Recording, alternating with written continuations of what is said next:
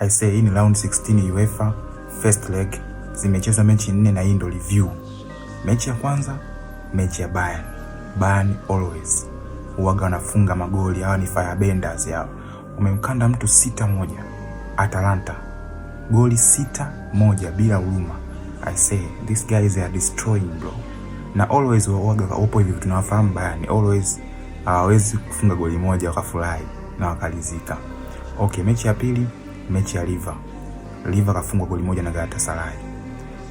Hii mechi ni uzembe sana Liver alikuwa na nafasi nyingi za kushinda, na pia katika defensive ya Liver sana Konate alikuwa anazingua sana kwenye mechi ya leo. Na hii mechi maybe wangefungwa goli zaidi, lakini it is what it is. Goli kali kutoka kwa Mario Lemina, assist by Air Osimhen. Goli kali sana, ilipigwa kona, Air Osimhen juu, Mario Lemina ndani.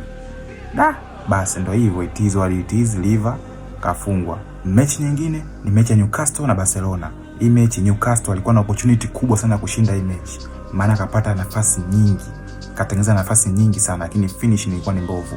Ukiangalia upande wa Elanga alikuwa anapata mipira mingi sana anatoka mabeki, lakini kwenye finishing ilikuwa ni mbovu sana.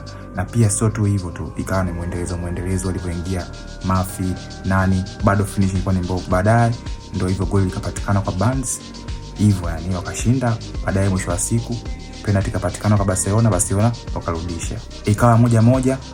It is what it is. Mechi nyingine Atletico Madrid na Spurs, Tottenham. Sasa hii mechi isingekuwa uzembe wa yule kipa Antonin Kinskay kufanya zile dramatic illusion mechi fulani kwa naifanya, isingeisha 5-2, ingeisha 2-2, ingekuwa draw au Spurs wangefungwa goli moja. Kocha akasema this is stupidity. Antonin Kinskay get out, akafanywa sub dakika 17 ya mchezo. Baada ya hapo magoli 5 Atletico Madrid, wao wakashinda goli 2, wakawa wamefungwa. It is what it is.